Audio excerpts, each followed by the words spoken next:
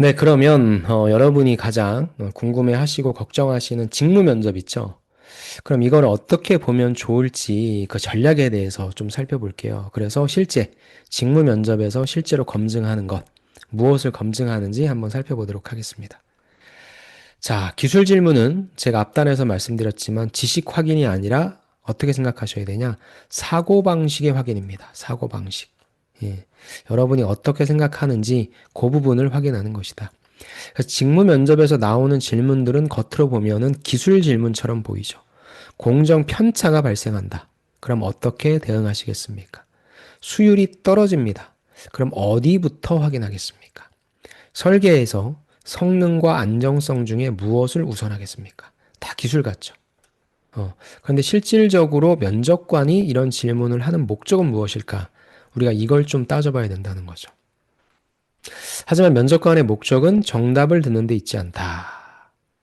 자, 그러면 무엇을 듣고자 하는 데 있냐? 이 부분을 우리가 같이 살펴봐야 됩니다. 면접관의 목적은 현장은 정답이 아니라 불확실성으로 돌아가고 반도체 엔지니어의 가치는 아는 것, 이게 뭐가 중요합니까? 아는 것보다도 모르는 상황에서 안전하게 판단하는 능력. 즉, 아는 것을 풀어내는 것은 역량이 아니잖아요. 우리가 보통 무엇인가를 할 때, 요건 뭐야? 이건 역량이 아니잖아요. 그럼 기본인 거잖아요. 그럼 역량이라고 이야기할 수 있는 건 뭐냐? 모르는 상황이잖아요. 그때 그럼 빨리 이걸 어떻게 안전하게 잘 판단할 수 있는지.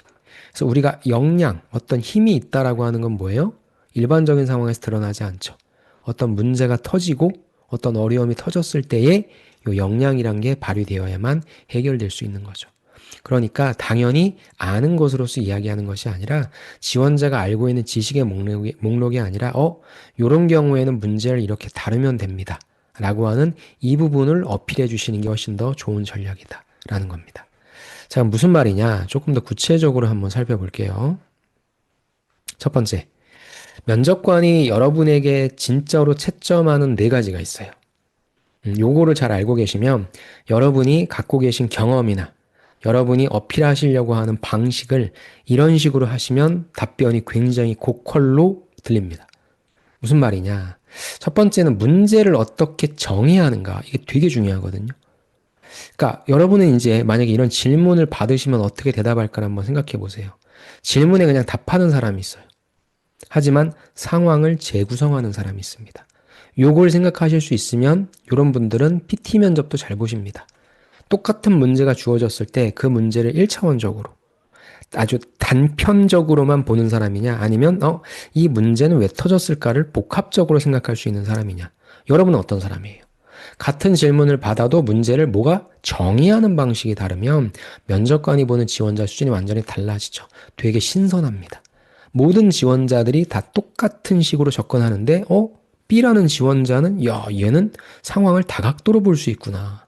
그래서 제가 늘 말씀드리는 게 PT에 있어서 뭐예요? 이걸 최대한 문제의 원인을 다양하게 분석할 수 있으면 분석할 수 있을수록 좋아요.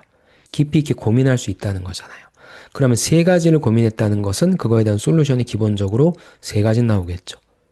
그러면 문제의 원인을 내가 잘 분석할 수 있다면 이게 해결 방안도 두 가지씩만 다룬다면 문제의 원인은 세 가지, 문제의 솔루션은 여섯 가지가 나오죠. 이게 엄청난 겁니다. 그러면 설령 이 대답이 정말로 완전 뚱딴지 같은 대답이 아니면 뭐예요? 오, 고민을 해봤네. 자연스럽게 변별력이란 게 생기죠. 그래서 여러분도 앞으로 어떤 질문을 받았어요. 그럼 이 질문에 내가 그냥 있는 그대로 단편적으로 대답할 거냐, 아니면 상황을 재구성해서 입체적으로 보이게 할 거냐. 여러분은 당연히 이쪽으로 가야 되겠죠. 그래서 탈락자 특징 볼까요? 질문을 그대로 반복하죠. 공정 편차가 발생하면, 수율이 떨어지면, 아까 위처럼 위에 나왔던 그런 질문들. 그럼 질문을 그대로 받아서 대응만 하죠. 면접관 입장에서는 원인 구조를 모르니까 대응부터 말한다로 들릴 수밖에 없습니다. 이건 솔직히 제가 잘 써준 거고 꿈보다 해몽이 좋은 거고 그냥 면접관 입장에서도 늘 뻔한 대답만 얘도 그냥 똑같이 대답하네. 아무 임팩트가 없는 거죠. 그런데 합격자분들은 어떻게 이야기를 하시냐?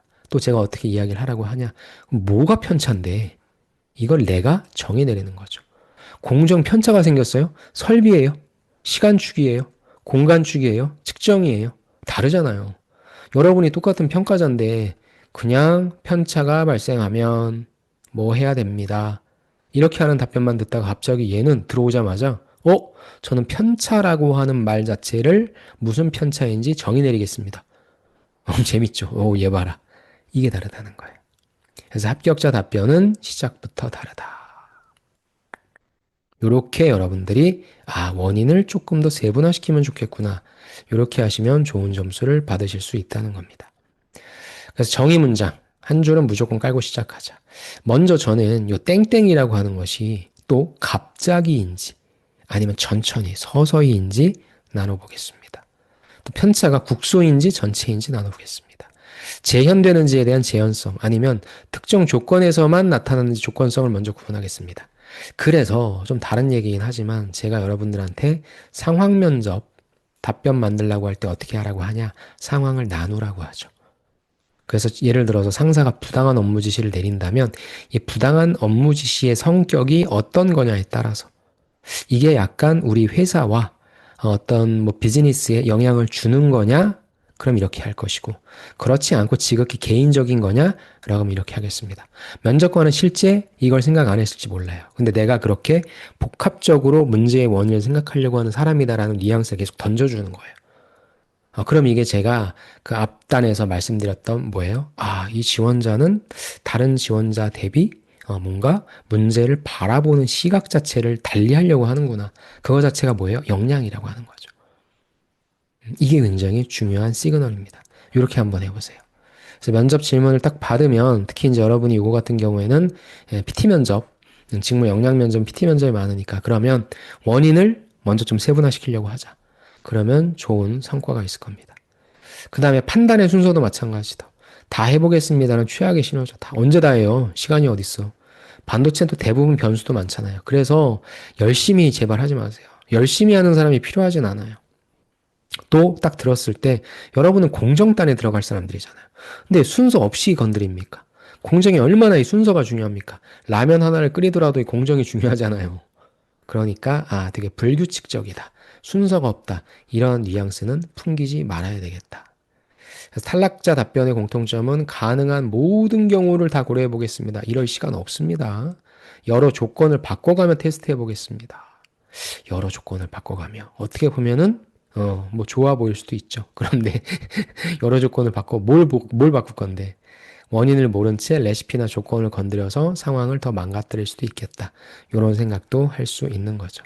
그래서 역시나 뭐가 나온다? 합격자 답변은 우선순위 기준이 나온다. 합격자는 순서가 중요한 게 아니라 또 무엇? 순서를 정하는 기준을 말한다. 예를 들어서 공정과 양산에서 기본 우선순위는 이런 구조죠. 첫 번째, 바뀐 게 뭐지?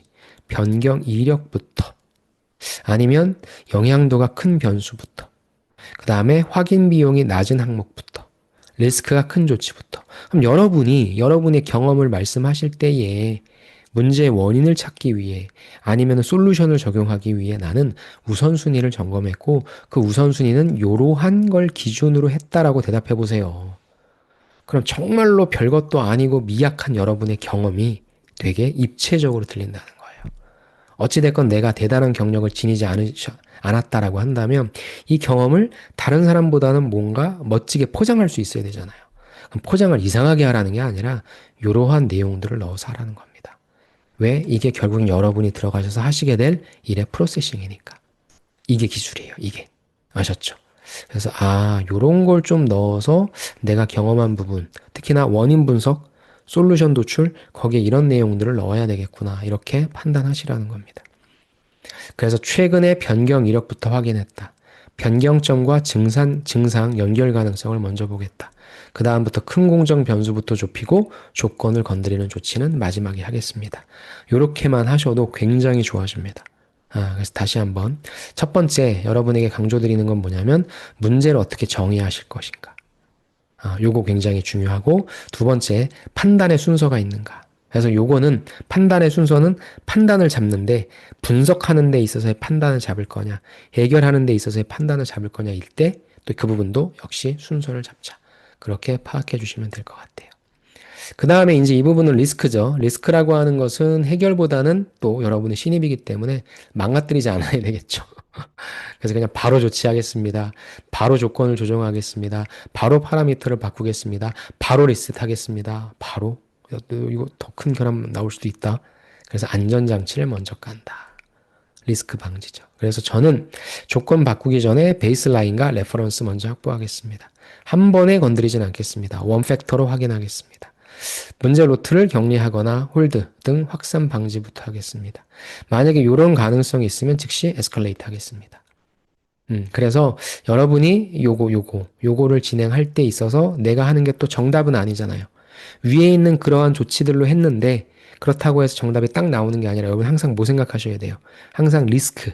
저걸 했을 경우에는 어떤 리스크가 발생하고 있다는 것까지 또 인지를 하고 있다는 걸 얘기해 주시면 너무 좋죠.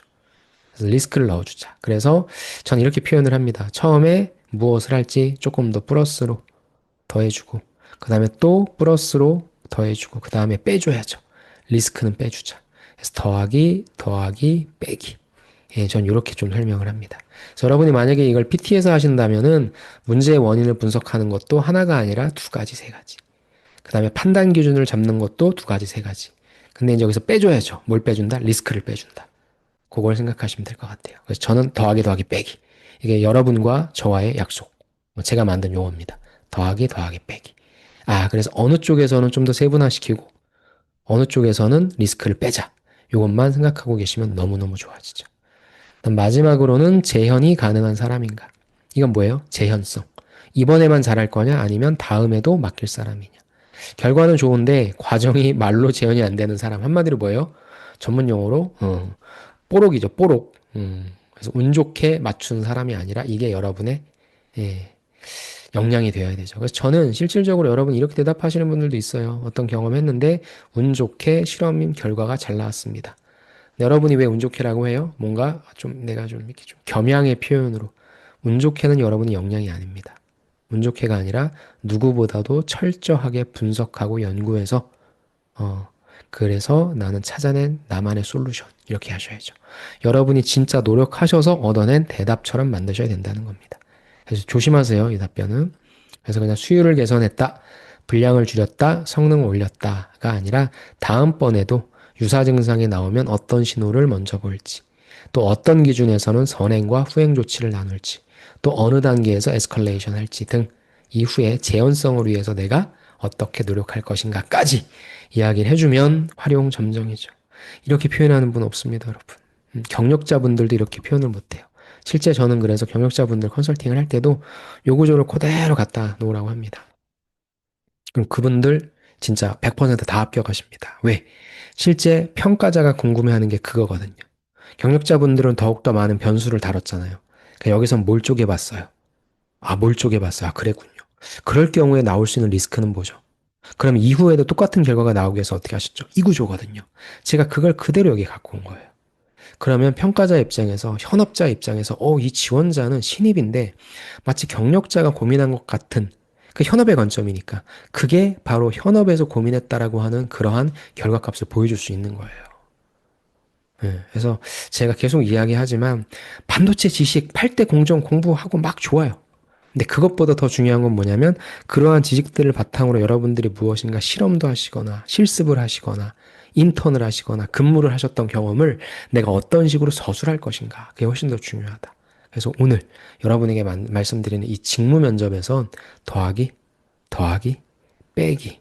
그 다음에 마지막엔 이거 더하기라고 해야 되나 아니면 느낌표라고 해야 되나 다시 한번 더하기 문제 분석도 하나만 하지 말고 더하자. 그 다음에 판단할 때도 하나만 하지 말고 더하자. 그 다음에 리스크는 빼주자. 그 다음 마지막에 이게 지속될 수 있도록 플러스 알파로 할까요? 지속될 수 있도록 어떤 고민을 했는까지 얘기하자. 이걸 직무 면접 때 이런 구조로 이야기하실 수 있으면 너무 좋을 것 같아요. 이게 진짜 면접을 잘 보는 겁니다.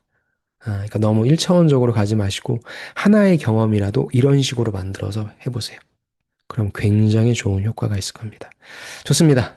이렇게 해서 이거 이외에도 여기 보시는 것처럼 뭐 질문, 답변, 표준 프레임이나 이런 내용들 또 제가 요 반도체 취업 전략책 잘 작성해 놨으니까 면접 잘 보고 싶으신 분은 이 책을 구매하셔서 비싸지도 않습니다.